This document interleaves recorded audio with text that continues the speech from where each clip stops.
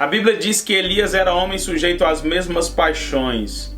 Ou seja, eu aprendo nessa verdade bíblica que as nossas falhas, as nossas imperfeições não são desculpas para que Deus não venha nos usar.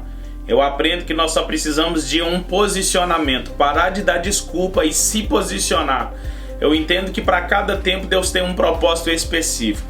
A Bíblia diz no capítulo 18 que Elias está vivendo num cenário de escassez. E dentro desse contexto, Elias me dá 4 lições para que nós venhamos sobreviver em tempos de crise. A primeira lição que eu aprendo com Elias, durante 3 anos, no capítulo 18, não chovia sobre a terra. O cenário era de escassez.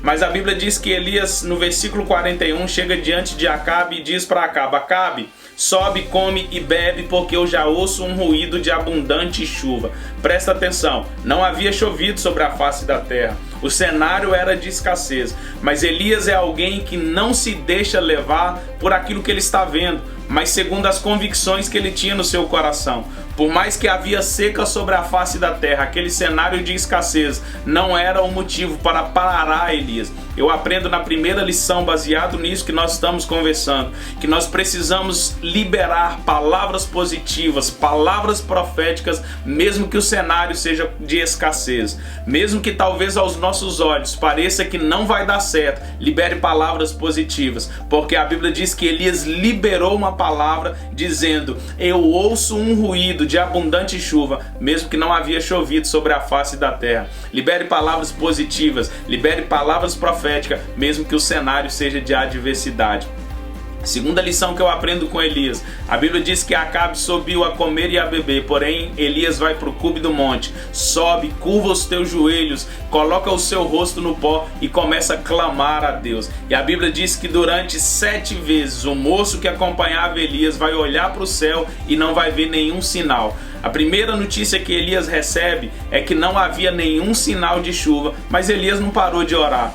E durante 7 vezes o moço faz isso, até que na 7ª vez ele olha para Elias e fala: olha Elias, eu vejo se levantando do mar uma nuvem do tamanho da mão de um homem. Na 7ª vez Elias levanta, olha para o moço e fala: então vamos, porque já vai vir uma abundante chuva sobre a terra. Eu aprendo com Elias que em tempos de escassez, segunda lição, precisamos estabelecer uma vida de perseverança e determinação em oração. Não sermos guiados por aquilo que a mídia fala, mas por aquilo que os céus estão dizendo que vai acontecer. Que você possa, em tempos de crise, se você quer sobreviver, estabeleça uma vida de perseverança, determinação em oração.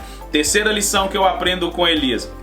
A Bíblia diz que Elias, quando ele recebe a notícia de que estava se levantando no mar uma nuvem do tamanho da mão de um homem. O que é uma nuvem do tamanho da mão de um homem na imensidão do céu? Um pequeno sinal. Mas aquele pequeno sinal foi o suficiente para Elias ter a certeza de que Deus estava respondendo à sua oração. Terceira lição que eu aprendo com Elias: em tempos de crises, não despreze as pequenas coisas, não despreze os pequenos sinais que Deus tem manifestado. Sabe, às vezes nós queremos ver Deus fazer coisas grandes e extraordinárias, quando na verdade nós estamos desprezando as pequenas coisas. E Deus é especialista em usar coisas pequenas para manifestar coisas extraordinárias. O que seria do pequeno Davi se não fosse as pequenas pedrinhas diante do gigante Golias? Coisas pequenas, mas o suficiente para Deus manifestar a sua grandeza. O que seria de Gideão diante de um pequeno exército de 300 homens, mas esse pequeno exército foi suficiente para Deus garantir a vitória para o seu povo. O que seria de Moisés diante da imensidão do Mar Vermelho com um pequeno cajado na mão, mas aquele pequeno cajado nas mãos de Moisés foi o suficiente para que o mar obedecesse e desse passagem para o povo de Deus.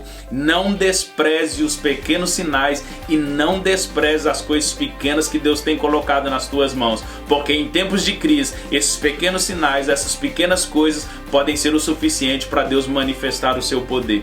Por último, eu aprendo com Elias que quando nós nos posicionamos em tempos de crise, Deus se manifesta ao nosso favor. Se posicione, independentemente se o cenário seja de escassez. Eu quero que você saiba que Deus pode me usar e Deus pode te usar nesse tempo, na nossa geração. Se Elias era um homem sujeito às mesmas paixões e Deus encontrou em Elias alguém que ele podia usar, que Deus me encontre e que Deus te encontre. Que as nossas desculpas não venham ser motivos para que Deus não venha cumprir o propósito dele na nossa geração. Deus abençoe. Eu compartilho com você essa palavra. Sobreviva em tempos de crise, em nome de Jesus. Valeu, um abraço, tamo junto.